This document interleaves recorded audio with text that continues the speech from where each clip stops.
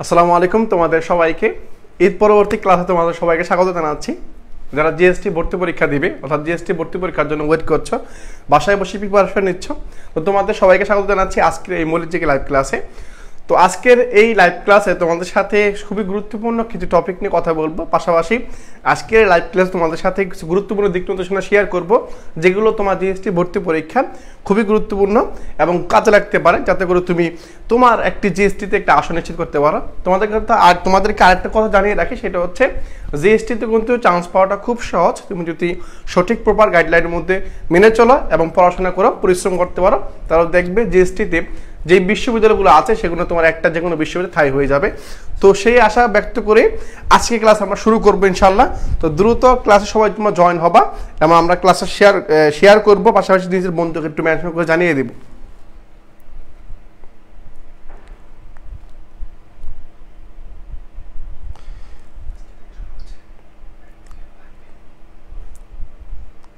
হ্যাঁ, দেখতে পাচ্ছি তোমরা ইতিমধ্যে আমার সাথে যুক্ত হচ্ছ। তো দ্রুত একটু তোমার বন্ধুকে একটু মেনশন করে জানিয়ে দিবা, যাতে তারাও আমাদের সাথে ক্লাসে যুক্ত হতে পারে।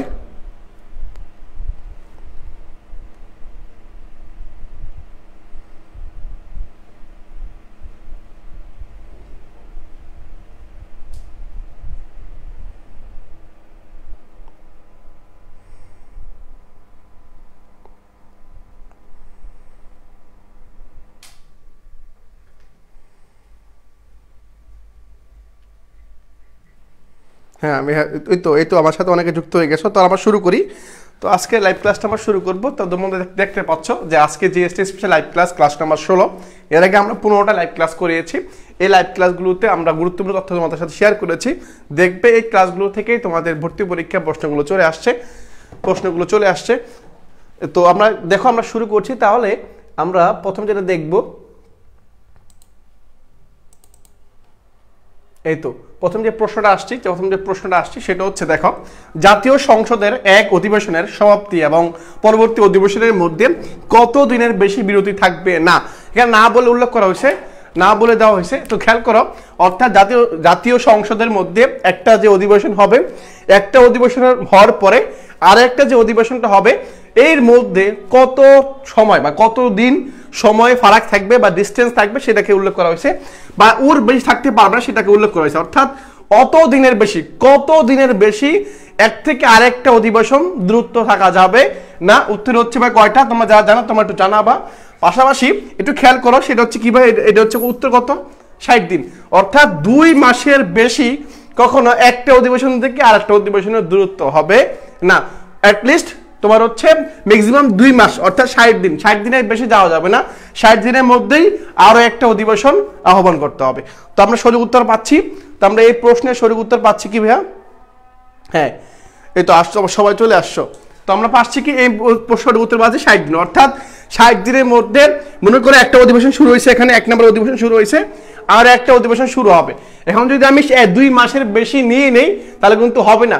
আমাকে অবশ্যই 2 মাসের মধ্যে অবশ্যই আর একটা 2 নাম্বার যে অধিবেশনটা হবে করতে হবে, আমাকে আহ্বান করতে হবে, এবং 2 মাসের মধ্যে আমাকে 2 নাম্বার অধিবেশনটা সম্পূর্ণ করতে হবে। তাহলে আমরা উত্তর পাচ্ছি 60 দিন। অর্থাৎ একটা অধিবেশন থেকে আরেকটা অধিবেশনের দূরত্ব হবে 60 দিন, 60 দিনের বেশি হবে না।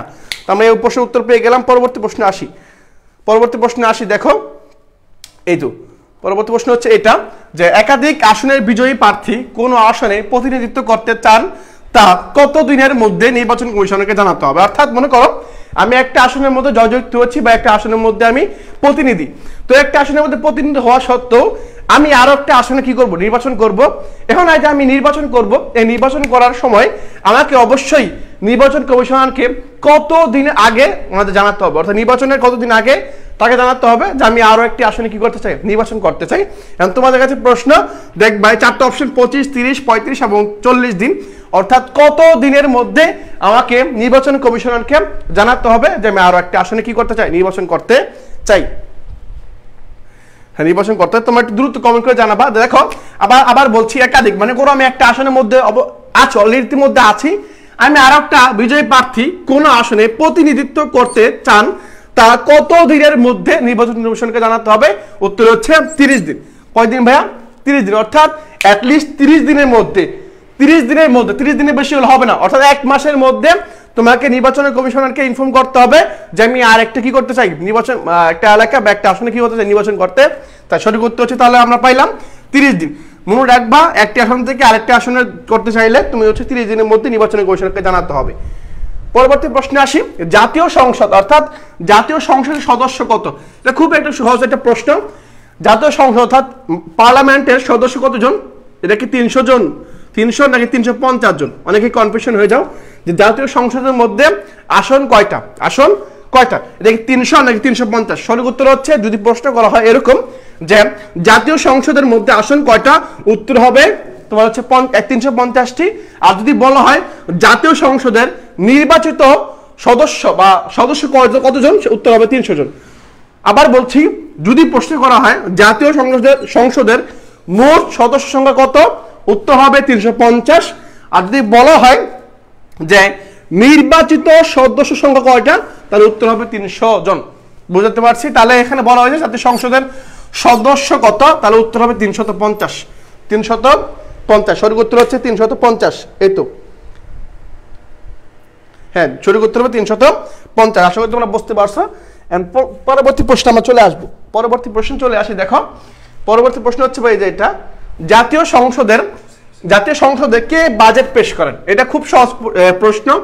জাতীয় সংসদের মধ্যে বাজেটটা পেশ করবেন কে? দেখো জাতীয় সংসদের মধ্যে অর্থনৈতিক যে ব্যাপার স্যাপারটা আছে অবশ্যই কে করবে? দেখো রাষ্ট্রপতির দায়িত্ব হচ্ছে কি, রাষ্ট্রের কোনো একটা কার্যক্রম বা বড় সড় যে কার্যক্রম আছে সেগুলোকে দেশের দেখাশোনা করবে। প্রধানমন্ত্রী তার মন্ত্রীদের দেখাশোনা করবে। অর্থ সচিব কি করবে? অর্থ সচিব অর্থাৎ এই অর্থমন্ত্রীকে হেল্প করবে, অর্থমন্ত্রী কি করবে? হেল্প করবে। এটা পেলাম। এখন অর্থমন্ত্রী কাজ কি ভাইয়া? অর্থমন্ত্রীর কাজ হচ্ছে জাতীয় সংসদে কি করা? বাজেট পেশ করা। তো দেখবা প্রতি বছর কি করে, প্রতি বছর জুন মাসের শুরুতে তোমার দেখবা এই যে বাজেট পেশ করে কে? অর্থমন্ত্রী। অর্থমন্ত্রীর কাজ হচ্ছে কি করা?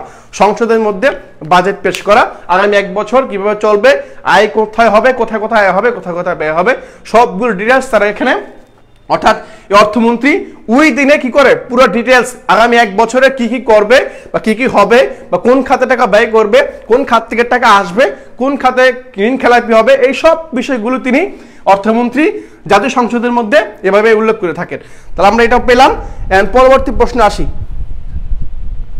পরবর্তী প্রশ্ন আসি ভাই দেখো জাতীয় অর্থ তহবিলের নিয়ন্ত্রককে? এটা খুবই একটা গুরুত্বপূর্ণ প্রশ্ন, যেখানে বলা হয়েছে জাতীয় অর্থ তহবিলের নিয়ন্ত্রককে, অর্থাৎ জাতীয় অর্থ যেগুলো আছে বা অর্থ সম্পদ যেগুলো আছে এগুলোকে নিয়ন্ত্রণ করে কে? এগুলোকে নিয়ন্ত্রণ করে প্রধানমন্ত্রী করে, নাকি জাতীয় সংসদ করে, রাষ্ট্রপতি করে, নাকি অর্থমন্ত্রী করে? এটা হচ্ছে প্রশ্ন। মানে জাতীয় অর্থ তহবিলের নিয়ন্ত্রককে, এটা হচ্ছে প্রশ্ন। তোমাদের কাছে ঝটপট প্রশ্ন উত্তর চাচ্ছি, তোমরা যতটুকু পারো দ্রুত অ্যান্সার করার চেষ্টা করবো ভাইয়া। হ্যাঁ এই তো দেখতে পাচ্ছি তো জাতীয় অর্থ তহবিলের নিয়ন্ত্রক হচ্ছে ভাইয়া জাতীয় সংসদ, অর্থাৎ এখানে স্পেসিফিক অর্থমন্ত্রী না, অর্থ সচিবও না, এখানে প্রধানমন্ত্রীও না, এখানে রাষ্ট্রপতিও না, অর্থ সংসদের মধ্যে যারা আছেন তারাই হচ্ছে জাতীয় অর্থ অর্থাৎ রাষ্ট্রীয় সম্পদের নিয়ন্ত্রক হচ্ছে এই জাতীয় সংসদ। অর্থাৎ জাতীয় সংসদের মধ্যে 350 জন পার্লামেন্ট আছেন বা সদস্য আছেন, তারা সবাই এই জাতীয় অর্থ তহবিলের নিয়ন্ত্রক। তাহলে আমরা পেলাম উত্তর হচ্ছে জাতীয় সংসদ।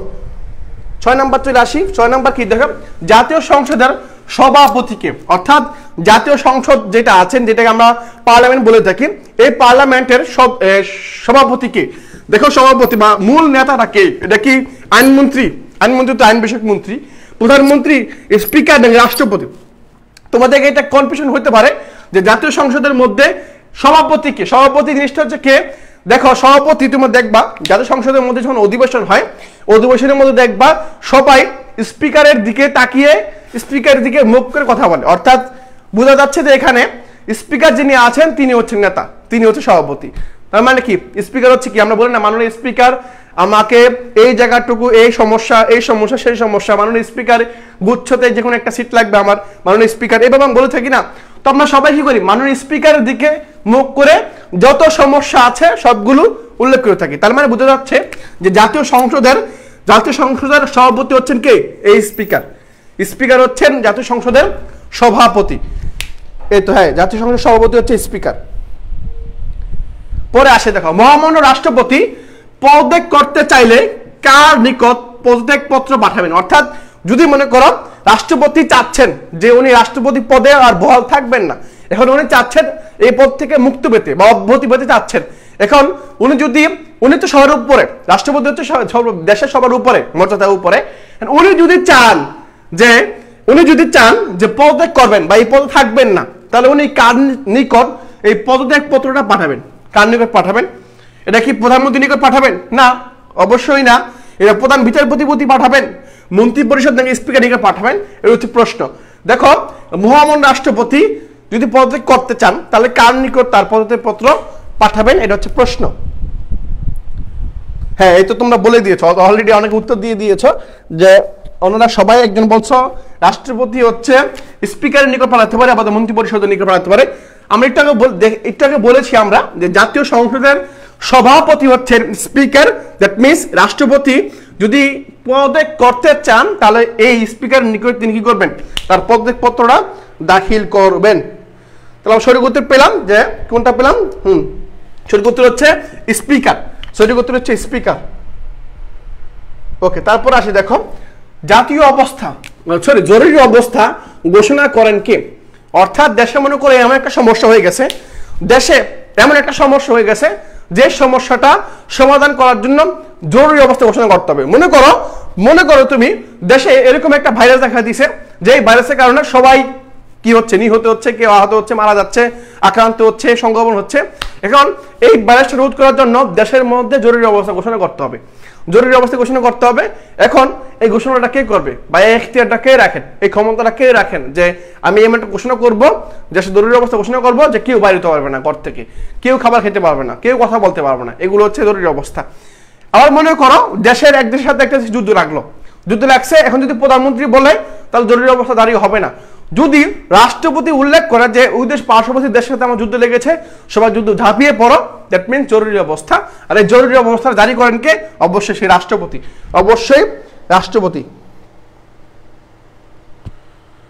হ্যাঁ রাষ্ট্রপতি। হ্যাঁ, অনেক গরম ভাইয়া, আসলে অনেক গরম এখানে, 41 ডিগ্রি সেলসিয়াস তাপমাত্রা। তো অনেক দেখতে পাচ্ছ, অনেক গরমের মধ্যে আছি, ঘামাই দিচ্ছে। তো জরুরি অবস্থাটা তোমার হচ্ছে ঘোষণা করেন কে? উত্তর হচ্ছে রাষ্ট্রপতি। উত্তর হচ্ছে কি ভাই? রাষ্ট্রপতি হচ্ছেন দেশের মধ্যে কোনো সমস্যা দেখা দিলে বা কোনো কিছু হলে বা কোনো কিছু প্রয়োজন মনে করলে তিনি জরুরি অবস্থা জারি করতে পারেন। ওকে, আমরা পেলাম। ওকে, তারপর আসি বাংলাদেশের রাষ্ট্রপ্রধানকে, অর্থাৎ বাংলাদেশের রাষ্ট্রপ্রধানকে প্রশ্ন যদি করা হয় এরকম, তাহলে উত্তরটা কি হবে? দেখো, বাংলাদেশের রাষ্ট্রপ্রধান অর্থাৎ রাষ্ট্রের যিনি প্রধান তাকে কি বলা হয়? অবশ্যই রাষ্ট্রপতি। তাই স্পিকার হচ্ছে সংসদের প্রধান, সংসদের সভাপতি। আর প্রধানমন্ত্রী হচ্ছে কি তোমার সংসদের নেতা, আর প্রধান বিচারপতি হচ্ছেন আলাদা, বা রাষ্ট্রপতি হচ্ছেন সংসদের রাষ্ট্রপ্রধান। মানে বাংলাদেশের রাষ্ট্রপ্রধান হচ্ছে রাষ্ট্রপতি। এই তো আমরা পেয়ে গেছি। পরে দেখি 10 নম্বর প্রশ্ন চলে আসছি। 10 নম্বরটা হচ্ছে প্রধানমন্ত্রী হতে চাইলে কমপক্ষে কত বছর বয়স্ক হতে হবে? অর্থাৎ তুমি যদি চাও আগামীতে প্রধানমন্ত্রী হবা বা প্রধানমন্ত্রী নির্বাচন করবা বা প্রধানমন্ত্রীর পদে নির্বাচন করবা, মেম্বার অফ পার্লামেন্ট হবা, এখন তুমি যদি চাও তাহলে তোমাকে অবশ্যই কত বছর হতে হবে? এটা হচ্ছে প্রশ্ন। তোমাকে অবশ্যই 20, 25, 30, 35 বছর হতে হবে। মানে অ্যাটলিস্ট তোমাকে একটা বয়স থাকতে হবে, একটা বয়সের মধ্যে আসতে হবে যে বয়সটা তোমাকে পরিপক্ক বলবে এবং তুমি জাতীয় সংসদের নির্বাচনে অংশগ্রহণ করতে পারবা। কত বছর হলে? এটা কি 20 বছর, 25, 30 নাকি 35? সেটা কত? সেটা হচ্ছে তোমাদের বলে দিচ্ছি। জাতীয় সংসদের মধ্যে নির্বাচন করতে গেলে তোমাকে অবশ্যই অ্যাটলিস্ট 25 বছর, কয় বছর? অ্যাটলিস্ট তোমাকে 25 বছর বয়সের নাগরিক হতে হবে, তাহলে তুমি কি করতে পারবা? নির্বাচন করতে পারবা, বা যে কোনো নির্বাচন করতে পারবা। বাংলাদেশের 25 বছর, অর্থাৎ 25 বছরের নিচে নির্বাচন করা যাবে না। তোমার বয়স যখন 25-এর আপ হবে বা 25-এর বেশি হবে, তখন তুমি বাংলাদেশের যে কোনো নির্বাচনে অংশগ্রহণ করতে পারবা। তার মানে আমরা দেখতে পাচ্ছি 25 বছর। হ্যাঁ 25 বছর। ঠিক আছে, পরবর্তী প্রশ্ন আসি। দেখো, পরবর্তী হচ্ছে মন্ত্রীদের দপ্তর বন্টন করেন কে? মানে হচ্ছে কে সড়ক মন্ত্রী হবেন, কে শিক্ষা সচিব বা শিক্ষামন্ত্রী হবেন, কে তোমার হচ্ছে পররাষ্ট্রমন্ত্রী হবেন, কে অর্থমন্ত্রী হবেন, এই দায়িত্বগুলো কে বন্টন করেন কে বা ভাগ করে দেন কে? সে কি রাষ্ট্রপতি, সে কি প্রধানমন্ত্রী, নাকি সে কি স্পিকার, নাকি চিফ হুইপ? কে? মানে মন্ত্রীদের যে দায়িত্ব, এই দায়িত্বগুলো কে ভাগ করে দেন? তো তোমার দায়িত্ব হচ্ছে এটা। যেমন আমাদের দায়িত্ব কি? সড়ক যোগাযোগ মন্ত্রী। আবার যদি বলি যে পররাষ্ট্রমন্ত্রীকে, শিক্ষামন্ত্রীকে, এই যে শিক্ষামন্ত্রী, পররাষ্ট্রমন্ত্রী, যোগাযোগ মন্ত্রী, এই মন্ত্রীগুলোর দায়িত্ব আসলে কে দেন? দায়িত্বগুলো কে দেন? দায়িত্বগুলো এগুলো হচ্ছে অবশ্যই প্রধানমন্ত্রী দেন। অর্থাৎ মন্ত্রীদের প্রধান হচ্ছে প্রধানমন্ত্রী। আর প্রধানমন্ত্রী কি করেন? তোমার হচ্ছে দায়িত্বগুলো বর্ণনা করে দেখেন, কাকে কোন দায়িত্ব দিতে হবে, কাকে কোন দায়িত্ব দিতে হবে, বা কাকে কোন দায়িত্ব থেকে এড়িয়ে দিতে হবে, বাতিল করতে হবে, সেটা ভাগ করেন কে? সেটা হচ্ছে প্রধানমন্ত্রী ভাগ করেন। প্রধানমন্ত্রী সিলেক্ট করে দেন যে ওনাকে এই দায়িত্ব দেওয়া যাবে, ওনাকে এই দায়িত্ব দেওয়া হবে।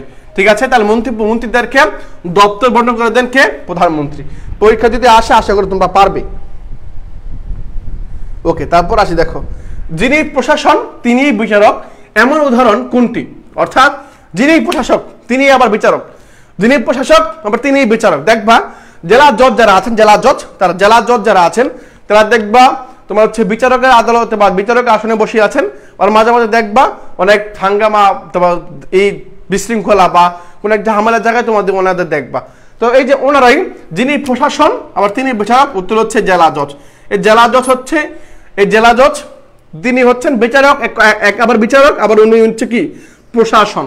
তাহলে আমরা দুটা পাচ্ছি, জেলা জজ হচ্ছে সেই ব্যক্তি যিনি প্রশাসন এবং তোমার হচ্ছে বিচারক, দুটোই একসাথে মেনটেন করেন। ওকে, তারপর আসে দেখো, তারপর আমরা চলে আসছি যে এনজিও। এনজিও এর পুনরূপ কি? এনজিও এর পুনরূপ কি? আমরা দেখবো এনজিও এর পুনরূপটা হচ্ছে এনজিও, মানে এন এ হচ্ছে কি? নন নাকি নিউ? নন নাকি নিউ? দেখো এনজিও মানে হচ্ছে নন গভর্নমেন্ট অর্গানাইজেশন নাকি নিউ গভর্নমেন্ট অর্ডার, নাকি হচ্ছে নন গভর্নমেন্টাল অর্গানাইজেশন, নাকি হচ্ছে নিউ গভর্নমেন্ট অফিস? এটা হচ্ছে প্রশ্ন। খুব একটা প্রচলিত ওয়ার্ড, সেটা হচ্ছে এনজিও। আমরা অনেক শুনি, আমরা আঞ্চলিকভাবে অনেক শুনি, দেশে বিদেশে অনেক কথা শুনি যে এনজিও কোম্পানি বা এনজিও সংস্থা আছেন। এই এনজিও সংস্থাটার, আচ্ছা এনজিও মানে হচ্ছে কি? Non government organisation. সঠিক উত্তর হচ্ছে এটা, এই নাম্বারটা। অর্থাৎ নন গভর্নমেন্ট অর্গানাইজেশন হচ্ছে এনজিও। NGO, NGO. ঠিক আছে, ওকে, ঠিক আছে। তাহলে আমরা উত্তর পেয়ে গেছি। পরবর্তী চলে আসি, 14 নাম্বার চলে আসলাম। 14 নাম্বার প্রশ্নটা দেখো একটু তোমরা সবাই। 14 নাম্বার প্রশ্নটা সবাই একটু দেখো। হ্যাঁ, স্থানীয় শাসনের বা স্থানীয় শাসনের কাজ হলো, স্থানীয় শাসনের কাজ হলো বা কাজ কোনটা? বা স্থানীয় প্রশাসন যারা আছেন, প্রশাসন যারা আছেন তাদের কাজটা কি? স্থানীয় প্রশাসন যারা আছেন তাদের কাজ হচ্ছে তৃণমূল পর্যায়ে, অর্থাৎ রুট লেভেলে, গ্রাম গঞ্জে এলাকায় বা তোমার সড়ক এলাকায় বা শহর এলাকায় কি করে? অর্থাৎ একটা মন্ত্রীর পক্ষে সম্ভব না যে তোমার এলাকা গিয়ে তোমার হচ্ছে তোমার কি সমস্যা, তোমার কোন জায়গায় সমস্যা, বা তোমার হচ্ছে তোমার এলাকার কোন জায়গায় পানি উঠছে, কোন জায়গায় পানির সমস্যা বা যাতায়াত সমস্যা, এগুলো কিন্তু দেখা সম্ভব না। এগুলো সম্ভব হচ্ছে তোমার এলাকার যে মেম্বার আছেন, চেয়ারম্যান আছেন, তারা দেখাদেখি করবে। এরাই হচ্ছে স্থানীয় সরকার বা স্থানীয় প্রশাসন। কারা ভাইয়া? ওই যে তোমার এলাকার স্থানীয় ইউনিয়ন পরিষদের যে মেম্বার আছেন, যিনি চেয়ারম্যান আছেন, তারা হচ্ছে স্থানীয় প্রশাসনের অন্যতম সদস্য। এখন এই স্থানীয় প্রশাসনের মূল দায়িত্বটা কি? দায়িত্বটা হচ্ছেন সরকারের নীতি বাস্তবায়ন করা। সরকারের নীতি বাস্তবায়ন করা অর্থাৎ মনে করো সরকারের নীতি দিয়েছে কি? মনে করো যারা 65 বছরের ঊর্ধ্বে, 65 বছরের ঊর্ধ্বে আছে তাদেরকে কি করবে? ভাতা দিবে। এবং ভাতাটা দেওয়ার জন্য প্রধানমন্ত্রী সরাসরি কিন্তু তোমাকে ভাতা দিতে পারবে না। তোমার বয়স মনে করো 65, কত ভাইয়া? 65 বয়স। এখন তোমাকে কিন্তু সরাসরি ওনারা কি করতে পারবে না, মানে প্রধানমন্ত্রী এসে ভাতা দিবে না, যাও এই যে মা তোমার ভাতা দিলাম, তুমি 65 বছরের বেশি, তোমাকে আমি টাকা দিলাম, এরকম তো সম্ভব না। দেশে প্রায় 20 কোটি মানুষ আছে। এখন 20 কোটি মানুষের মধ্যে মনে করো বয়স্ক আছে, মনে করো 2 থেকে 3 কোটি মানুষ বয়স্ক আছে। এখন প্রধানমন্ত্রীর পক্ষে কখনোই সম্ভব না যে উনি সবাইকে হাতে হাতে হাতে হাতে গিয়ে কি করা, ওই যে বয়স্ক ভাতা দেওয়া সম্ভব না। সেই জন্য উনি কি করেন, ওনার অধীনে যারা আছেন, ওনার অধীনে যারা মন্ত্রী আছেন, মন্ত্রীদেরকে বুঝিয়ে দেন যে এই লোকগুলো টাকা দিয়ে দিবা। পাশাপাশি এই মন্ত্রী আবার কি করেন, ওই স্থানীয় এলাকার মধ্যে যে মেম্বার বা চেয়ারম্যান বা উপজেলা চেয়ারম্যান আছেন তাদেরকে টাকা দিয়ে দেন। তারা আবার কি করেন, ইউনিয়ন পরিষদের যারা সদস্য আছে তাদেরকে টাকা দিয়ে দেন। ইউনিয়ন পরিষদের চেয়ারম্যান আছেন তিনি কি করেন, তিনি আবার মেম্বারের কাছে টাকা দিয়ে দেন। টাকা দিতে দিতে দিতে দিতে দিতে দিতে দিতে কমতে কমতে কমতে কমতে মানে হচ্ছে এই বয়স্ক ভাতারা এসে পায়। তা আমরা পেলাম তো সরকারের নীতি বাস্তবায়ন করা হচ্ছে স্থানীয় প্রশাসনের কাজ। এই তো গুড। তারপর আসে দেখো, বাংলাদেশের স্থানীয় সরকারের কর্মকর্তা কর্মচারীগণ হলেন কি? এরা কি? এই যে বাংলাদেশের যে স্থানীয় কর্মকর্তা আছেন বা স্থানীয় তোমার হচ্ছে কর্মচারী আছেন, এরা কি সরকারি কর্মচারী? এরা কি বেসরকারি কর্মচারী, না আধা সরকারি কর্মচারী, নাকি খণ্ডকালীন কর্মচারী? কারা এরা কি অবশ্যই সেটা কি তারা হচ্ছে সরকারি কর্মচারী, অর্থাৎ যিনি মেম্বার যিনি চেয়ারম্যান, হ্যাঁ এরা সবাই কি এরা হচ্ছে সবাই সরকারি কর্মচারী, সরকারি কর্মচারী। হ্যাঁ পরে আসে দেখো কোনটি স্থানীয় সরকারের সংগঠন, কোনটি স্থানীয় সরকারের সংগঠন, এটা কি ইউনিয়ন পরিষদ, পৌরসভা, যে সিটি কর্পোরেশন নাকি জেলা প্রশাসন, জেলা প্রশাসন কোনটা?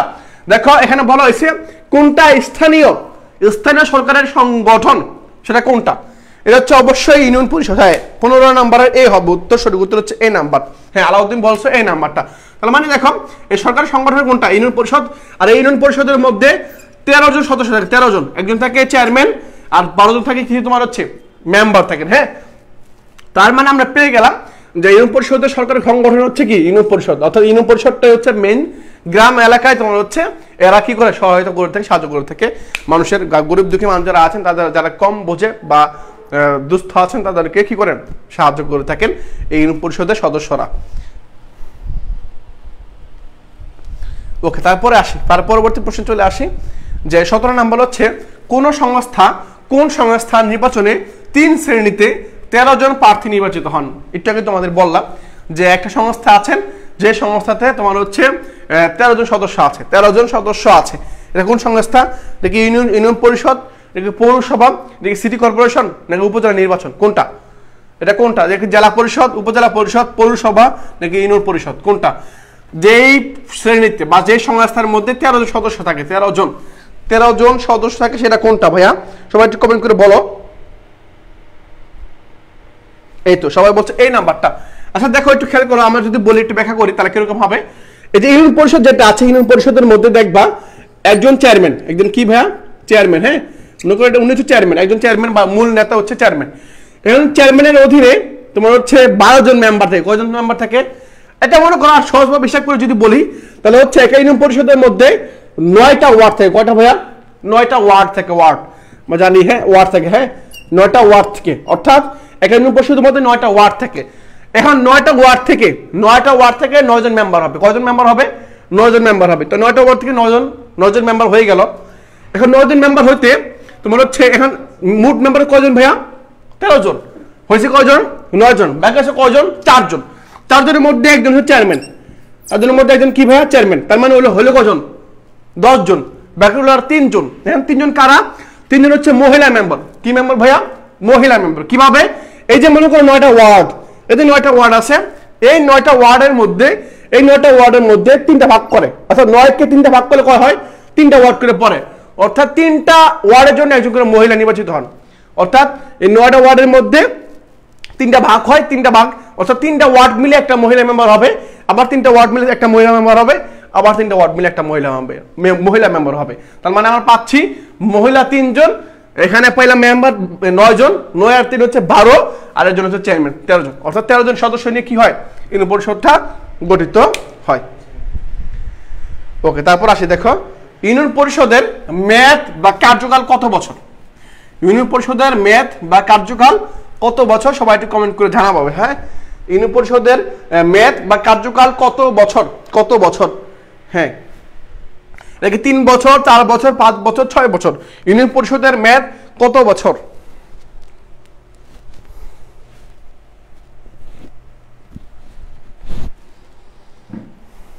হ্যাঁ এই তো সবাই বলছো। হ্যাঁ আরিয়ানুল ইসলাম বলছো 17 এ নাম্বার, আবিদা সুলতানা বলছো এ নাম্বার। হ্যাঁ আমাদের কিন্তু জিএসটি এক্সাম বেচে ভর্তি চলছে, যারা এখনো আসো নাই তারা আমাদের জিএসটি এক্সাম বেচে আসতে পারো, দেখো ক্লাসগুলো করো এবং এক্সামগুলো দাও, নিজেকে যাচাই বাছাই করো। তো দেখো এটা কয় বছর? এটা 5 বছর। কয় বছর ভাইয়া? এটা হচ্ছে 5 বছর, অর্থাৎ 5 বছর তোমার হচ্ছে ইউনিয়ন পরিষদের কি হয়, এটা নির্বাচনের একটা মেম্বার 5 বছর ক্ষমতা থাকেন, পরবর্তী আবার নির্বাচনের মাধ্যমে জয়লাভ হলে তারা আবার ক্ষমতায় আসেন। আচ্ছা তারপর দেখো, তারপর যেটা আসছি, দেখো তারপর যেটা আসলাম ভাই আমরা, সেটা হচ্ছে বাংলাদেশের পার্বত্য জেলা কয়টা? খুবই ইজি একটা কোশ্চেন। বাংলাদেশের পার্বত্য জেলা কয়টা? বাংলাদেশের পার্বত্য জেলা কয়টা? 2টা, 3টা, 4টা, 5টা। সেটা হচ্ছে কয়টা? 3টা। কয়টা ভাইয়া? 3টা। পার্বত্য জেলা কি কি ভাইয়া? একটা হচ্ছে রাঙামাটি, একটা বান্দরবন, আর একটা হচ্ছে খাগড়াছড়ি।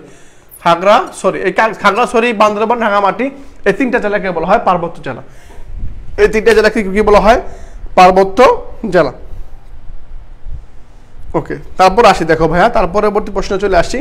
জনপ্রতিনিধি অর্থাৎ প্রতিনিধিত্বের সৃষ্টি হয় কিসের মাধ্যমে? অর্থাৎ জনপ্রতিনিধি সৃষ্টি হয় কিসের মাধ্যমে? সেটা অবশ্যই নির্বাচনের মাধ্যমে। কিসের মাধ্যমে ভাইয়া? সেটা অর্থ হবে নির্বাচনের মাধ্যমে। সঠিক উত্তর হচ্ছে নির্বাচনের মাধ্যমে। পরে দেখো, কত বছর বয়স হলে জাতীয় সংসদ নির্বাচনে প্রার্থী হওয়া যায়? আমরা দেখেছিলাম উত্তর, হ্যাঁ। অর্থাৎ কত বছর বয়স? আমরা জানি প্রধানমন্ত্রী হতে হলে বা জাতীয় সংসদের কোনো নির্বাচন অংশগ্রহণ করতে হলে বা ইউনিয়ন পরিষদের বা উপজেলা পরিষদের যত নির্বাচন আছেন বাংলাদেশে, যত ধরনের নির্বাচন আছেন, ওই নির্বাচনে অংশগ্রহণ করতে হলে তোমাকে অবশ্যই অ্যাটলিস্ট 25 বছর হতে হবে। কয় বছর? 25 বছরের নাগরিক হতে হবে। আর তাহলে তুমি কি করতে পারবা? নির্বাচনে অংশগ্রহণ করতে পারবা। তাহলে সঠিক উত্তর পাচ্ছি, হ্যাঁ, 25 বছর বয়স। কয় বছর? 25 বছর বয়স হলে তুমি কি করতে পারবা? নির্বাচনে অংশগ্রহণ করতে পারবা।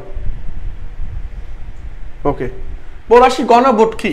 গণভোট কি? গণভোটটা আসলে কি? গণভোটটা হচ্ছে হ্যাঁ বা না ভোট, জনগণের ভোট, সার্বজনীন ভোট, গণতন্ত্রের ভোট। গণভোট হচ্ছে তখন হবে যখন দেখবা গণভোটটা হচ্ছে হ্যাঁ অথবা না, হ্যাঁ অথবা সংসদের মধ্যে হয়ে থাকে। বলে যে এই তোমরা কি এই বিলের পক্ষে? সবাই বলে হ্যাঁ, কেউ বলে না। যে হ্যাঁ না যে ভোটটা সেটাকে বলা হয় গণভোট। গণভোট, হ্যাঁ না যে ভোট সেটাকে বলা হয় গণভোট। তার সঠিক উত্তর পাচ্ছি 22-এর এই নাম্বারটা। ওকে, 23 চলে আসি। স্বাধীন বাংলাদেশের প্রথম গণভোট হয় কত সালে? এটা হচ্ছে খুবই একটা ইম্পর্টেন্ট প্রশ্ন, যে স্বাধীন বাংলাদেশে সর্বপ্রথম গণভোট, যে হ্যাঁ না যে ভোটটা আছে এই ভোটটা কত সালে হয়? প্রশ্ন দেখো, এটা কি 1976, 1977, 1978 নাকি 1979? সঠিক উত্তর কোনটা ভাইয়া? বলে দিচ্ছি, সেটা হচ্ছে 1977 সালে। 1977 সালে তোমার হচ্ছে এই গণভোটটা হয়। সর্বপ্রথম 1977 সালে গণভোট হয়, যে হ্যাঁ নার মাধ্যমে এই গণভোটটা হয়ে থাকে। ওকে, 24 নাম্বার চলে আসলাম।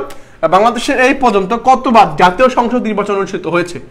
বাংলাদেশে এই প্রথম কতবার বাংলাদেশে এই পর্যন্ত কতবার জাতীয় সংসদ নির্বাচন হয়েছে? অর্থাৎ তোমার যদি এবার নির্বাচন খেয়াল করে, এবার যে জাতীয় নির্বাচনটা হলো অর্থাৎ জানুয়ারি মাসে 7 তারিখে, হ্যাঁ, এই নির্বাচনটা যেটা হলো এটা কততম নির্বাচন ছিল? এটা হচ্ছে প্রশ্ন। হ্যাঁ, এটা কি 8, 9, 11 নাকি 12? এটা কততম নির্বাচন ছিল? সবাই একটু কমেন্ট জানা, যেহেতু এটা সদ্য ঘটনা, এটা পরীক্ষা আসার মতো আসতে পারে।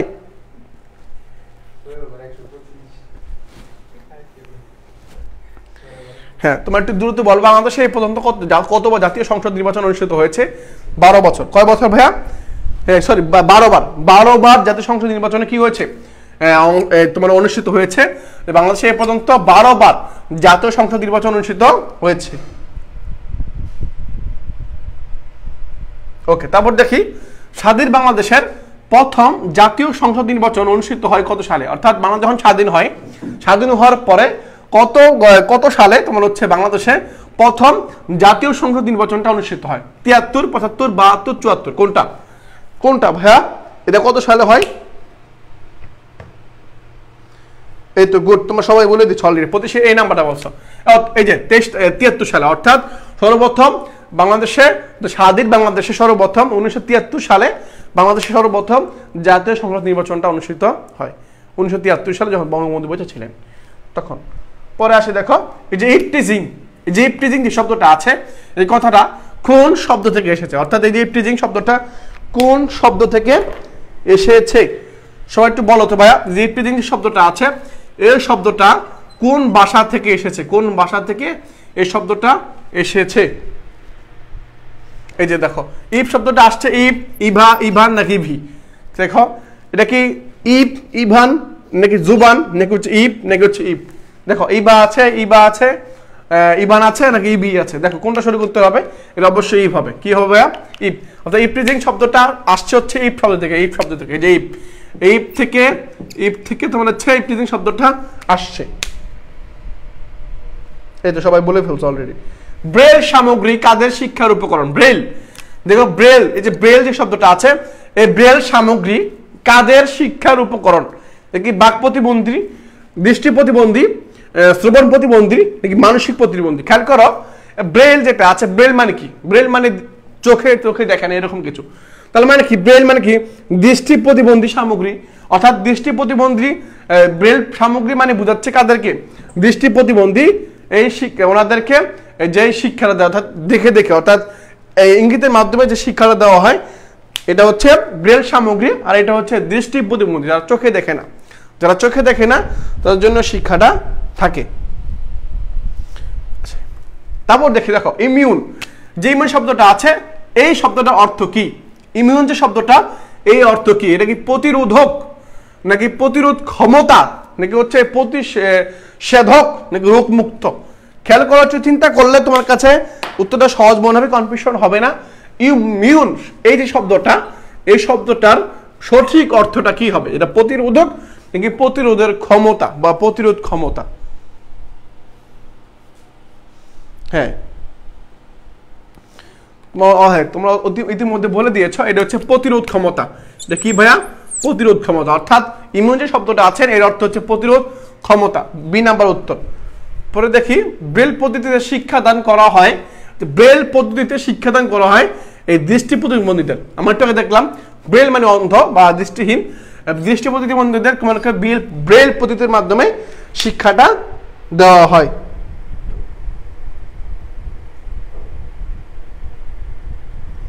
পরে আসে 30 নাম্বার, বিশেষ চাহিদার জনগোষ্ঠী কারা, অর্থাৎ বিশেষ চাহিদা সম্পন্ন জনগোষ্ঠী কারা? এটা কি এতিম, উপজাতি, ভিক্ষুক নাকি প্রতিবন্ধী? অবশ্যই কি প্রতিবন্ধী, অর্থাৎ প্রতিবন্ধীদেরকে বলা হয় বিশেষ চাহিদা সম্পন্ন গোষ্ঠী বা জনগোষ্ঠী হচ্ছে এই প্রতিবন্ধীরা, তাদেরকে বিশেষ চাহিদা জনগোষ্ঠী বলা হয়।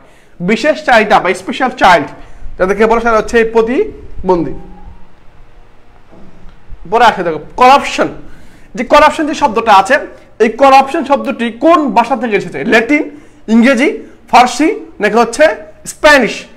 দেখো করাপশন যে শব্দটা আছে এটা আসলে দুর্নীতি, এই দুর্নীতি শব্দটা আসছে কোন দেশ থেকে, বা এই যে করাপ শব্দটা আসছে কোন দেশ থেকে? ল্যাটিন, ইংরেজি, ফরাসি নাকি তোমার হচ্ছে স্প্যানিশ? দেখো করাপশন খেয়াল করলে পারবা করাপশন, ল্যাটিন, ইংরেজি, ফরাসি নাকি যে স্প্যানিশ? সঠিক উত্তর কোনটা ভাইয়া? সঠিক উত্তর হচ্ছে ল্যাটিন। করাপ শব্দটা আসছে, হ্যাঁ করাপশন শব্দটা আসছে ল্যাটিন শব্দ থেকে। কোথা থেকে আসছে ভাইয়া? ল্যাটিন শব্দ থেকে করাপশন শব্দটা আসছে। পেয়ে গেলাম। ওকে, তারপর আসি দেখো 32 নম্বর চলে আসছি। সর্বপ্রথম কোন রাষ্ট্রে এইডস রোগ দৃষ্টিগোচর হয় মানে ধরা পড়ে? সর্বপ্রথম কোন দেশে এইডস রোগটা ধরা পড়ে বা দৃষ্টিগোচর হয় বা তোমার হচ্ছে তোমার হচ্ছে করা হয় আর কি, শনাক্ত করা হয়?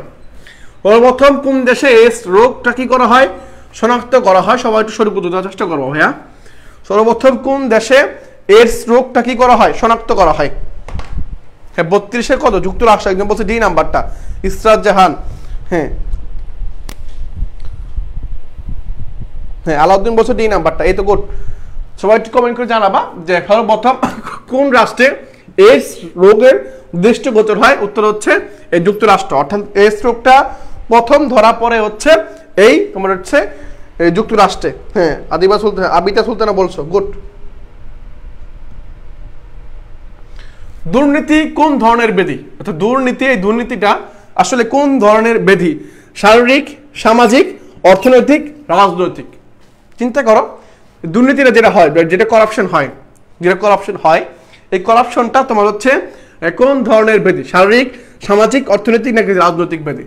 সামাজিক বা কোনটা? সবাই একটু বলো তো দেখি। আসলে যে দুর্নীতি হচ্ছে এই দুর্নীতিটা কোন ধরনের ব্যাধি? এটা কি সামাজিক, রাজনৈতিক নাকি হচ্ছে অর্থনৈতিক? হ্যাঁ একজন বলে দিয়েছে সেটা হচ্ছে সামাজিক ব্যাধি। অর্থাৎ এই দুর্নীতি হচ্ছে সামাজিক ব্যাধি, সমাজ থেকে আস্তে রাষ্ট্রে যায়, রাষ্ট্র থেকে অর্থনৈতিক দিক থেকে ছড়িয়ে পড়ে আস্তে আস্তে। তার মানে এটা হচ্ছে সামাজিক। এটা কি ভাইয়া? সামাজিক ব্যাধি। অর্থাৎ দুর্নীতি হচ্ছে সামাজিক ব্যাধি, এটা সামাজিক রোগ। ওকে, সকলের সাথে বন্ধুত্ব, কারোর সাথে শত্রুতা নয়, উক্তিটি কার? হ্যাঁ friends to all, malice to none, এটা একটা পররাষ্ট্রনীতি বাংলাদেশের। এই যে উক্তিটা সকলের সাথে বন্ধুত্ব, কারোর সাথে শত্রুতা নয়, এই যে উক্তিটা, এই উক্তিটা কে বলেছেন? Tajuddin Ahmed, captain M Mansur Ali, H A. Kamruzzaman, Bangabandhu Sheikh Mujibur Rahman. সঠিক উত্তরটা কি হবে? সবাই একটু কমেন্টে জানাবা যে friends to all, malice to none. হ্যাঁ বঙ্গবন্ধু শেখ মুজিবুর রহমান মানে কি, এটা সকলের সাথে বন্ধুত্ব, এটা হচ্ছে পররাষ্ট্রনীতি। এটা পররাষ্ট্রনীতির যে বাক্য থাকে না, ওই বাক্য হচ্ছে এটা। বঙ্গবন্ধু শেখ মুজিবুর রহমান হচ্ছেন এই সকলের সাথে বন্ধুত্ব, কারোর সাথে শত্রুতা নয়, এই পররাষ্ট্রনীতির যে উক্তিটা, এটা বলেছেন কে? এটা হচ্ছে বঙ্গবন্ধু শেখ মুজিবুর রহমান। ওকে, তারপর আসি পরবর্তী প্রশ্ন। এটা হচ্ছে জোট নিরপেক্ষ আন্দোলনের প্রথম শীর্ষ সম্মেলন কোথায় অনুষ্ঠিত হয়? উত্তর হচ্ছে যুগোস্লাভিয়া বেলগ্রেডে। যুগোস্লাভিয়া বেলগ্রেডে তোমার হচ্ছে এই সম্মেলনটা অনুষ্ঠিত হয়। পরে সবচেয়ে গুরুত্বপূর্ণ প্রশ্ন হচ্ছে এটা, সার্ক গঠিত হয় কত সালে? সার্ক গঠিত হয় কত সালে? 1988, 1981, 1984, 1977, 85?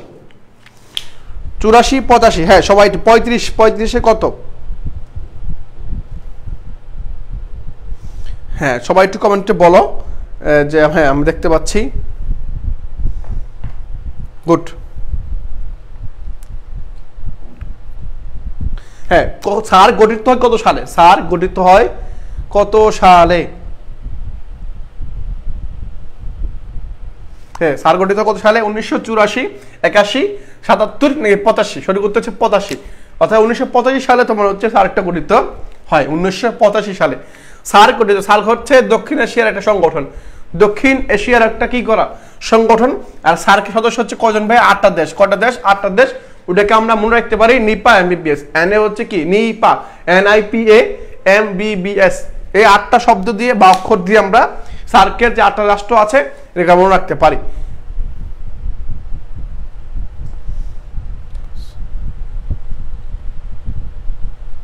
ওকে, তারপর আসি দেখো 37 নাম্বার চলে আসি।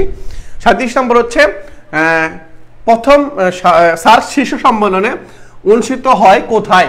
অর্থাৎ ইসলামাবাদে, নয়াদিল্লিতে, ঢাকায় নাকি ভারতে? প্রথম যে সম্মেলনটা হয়েছিল এই সম্মেলনটা কোথায় হয়েছিল? সার্কের যে প্রথম শীর্ষ সম্মেলনটা হয়েছিল এটা কোথায় হয়েছিল? এটা কি ইসলামাবাদে, নয়াদিল্লিতে, ঢাকায় নাকি ভারতে?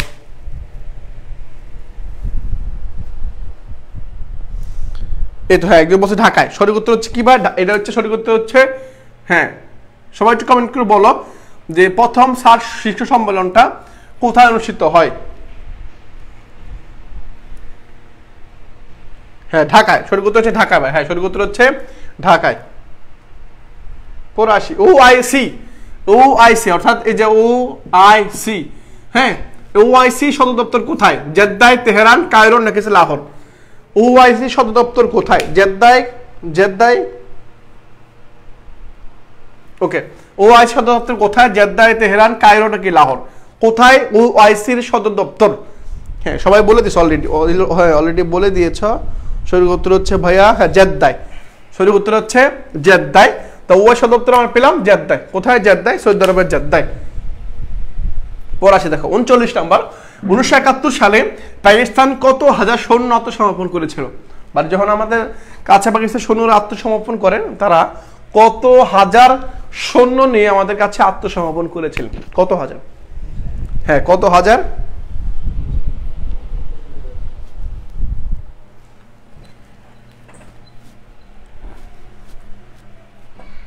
হ্যাঁ কত হাজার সৈন্য নিয়ে আমাদের কাছে কি করেছিলেন? আত্মসমর্পণ করেছিলেন। সবাই একটু কমেন্ট করে জানাও। হ্যাঁ 93,000। এই তো গুড, 93,000। অর্থাৎ 93,000 সৈন্য নিয়ে তারা আমাদের কাছে কি করেছিলেন? আত্মসমর্পণ করেছিলেন। আমার হচ্ছে 1971 সালে পাকিস্তান সৈন্যরা। পরে আসে দাও 40 নাম্বার। আওয়ামী মুসলিম লীগ থেকে মুসলিম শব্দটা, আওয়ামী যে আমরা আজকে যে আওয়ামী লীগ দেখি, এর আগে নাম ছিল কি ভাইয়া? আওয়ামী মুসলিম লীগ ছিল। এই যে আওয়ামী লীগ থেকে যে আওয়ামী মুসলিম লীগ থেকে যে মুসলিম শব্দটা বাদ দিয়ে আওয়ামী লীগ করা হলো, কত সালে করা হয়েছে? এটা কত সালে? এটা কি 1954 সাল, 56 সাল, 53 সাল নাকি 55 সাল? কত সালে এই মুসলিম শব্দটা বাদ দিয়ে তারা হচ্ছে আওয়ামী লীগ শব্দটার নাম দেয় বা সংগঠনের নাম দেয় আওয়ামী লীগ? হ্যাঁ তোমরা সবাই কমেন্টে জানাবা যে কত সালে মুসলিম লীগ যে শব্দটা আছে বা মুসলিম শব্দটা আছে এটাকে বাদ দিয়ে শুধুমাত্র আওয়ামী লীগ শব্দটা রাখে, যে কত সালে? এটা 55, 53, 56 না 54? সঠিক উত্তর হচ্ছে ভাইয়া 55। অর্থাৎ 55 সালে আওয়ামী মুসলিম লীগ থেকে মুসলিম শব্দটা বাদ দিয়ে আওয়ামী লীগ করা হয় 1955 সালে। 1955 সালে তারা এটা করা হয়। ওকে, পরে আসলাম যে 1970 নির্বাচনে আওয়ামী লীগ জাতীয় পরিষদে কতটি আসন লাভ করে। 70 সালে যে নির্বাচনটা হয়েছিল, এই নির্বাচনের মধ্যে আওয়ামী লীগ তথা পূর্ব ছিল কি আওয়ামী মুসলিম লীগ, এটা কতটি আসন লাভ করে? 65, 63, 67 নাকি 169? কোনটা সঠিক উত্তর হবে বলো, সবাই একটু কমেন্টে জানাবা যে আওয়ামী লীগ কতটা আসনে জয়যুক্ত হয় বা জয় আসন লাভ করে। সেটা হচ্ছে 167টি আসন লাভ করেন। 167টি আসন তারা কি করেন, লাভ করেন। এটা সঠিক উত্তর 69 সালে নির্বাচনে। ঠিক আছে, পরবর্তী প্রশ্ন আমরা চলে আসি। পরবর্তী প্রশ্ন হচ্ছে স্বাধীন ভারত ও পাকিস্তান রাষ্ট্রের জন্ম হয় কত সালে? স্বাধীন ভারত ও পাকিস্তান রাষ্ট্রের জন্ম হয় কত সালে? তোমার হচ্ছে এটা অবশ্যই সেটা কি 1947 সালে, অর্থাৎ 1947 সালে স্বাধীন ভারত ও পাকিস্তান রাষ্ট্রে কি হয়, জন্ম হয়। তারা ইংরেজরা আমাদের দেশ ছেড়ে চলে যায় 1947 সালে। ওকে, পেয়ে গেলাম। পরবর্তী চলে আসছি। এই যে বাংলাদেশের স্বাধীনতার ঘোষণা আদেশ জারি করা হয়, এটা অবশ্যই 10 এপ্রিল 1900 নাকি হচ্ছে 26 মার্চ 1971? বাংলাদেশ স্বাধীনতার ঘোষণা আদেশ, বাংলাদেশ স্বাধীনতার ঘোষণা আদেশ জারি করা হয়।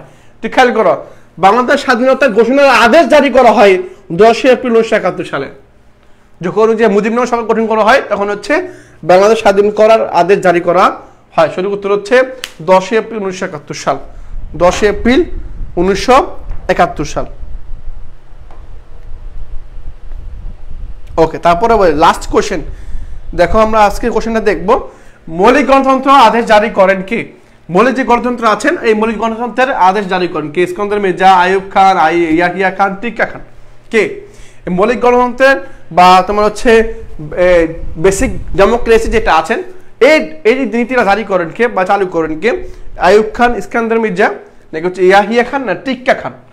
হ্যাঁ, সবাই একটু কমেন্ট করে বলবা। হ্যাঁ, কনফিউশন, অনেকে বলছে কনফিউশন, একটু খেয়াল করো। এই মৌলিক গণতন্ত্র যিনি চালু করেন তিনি হচ্ছেন আইয়ুব খান। কে বলে? আইয়ুব খান। অর্থাৎ আইয়ুব খান এই ব্যক্তি হচ্ছে মৌলিক গণতন্ত্র চালু করেন। মৌলিক গণতন্ত্র অর্থাৎ বেসিক ডেমোক্রেসি চালু করেন হচ্ছে, হ্যাঁ তোমার হচ্ছে এই মৌলিক গণতন্ত্র চালু করেন কে? সেটা হচ্ছে আইয়ুব খান। তো আমরা আজকের প্রশ্নগুলো যেগুলো দেখলাম, দেখতে পেলাম, তোমরা যেগুলো পারো নাই বা কনফিউশন হয়েছিল সেগুলো ক্লিয়ার করলাম তোমাদের সাথে। তো আজকের ক্লাসে টোটালি যেগুলো বলা হয়েছে, পাশাপাশি তোমাদেরকে আরেকটা তথ্য জানিয়ে রাখি, সেটা হচ্ছে তোমরা যে পড়াশোনা করছো, জাস্ট পড়াশোনায় জাস্ট একটু ফোকাস করো, ফোকাস অন রাখো।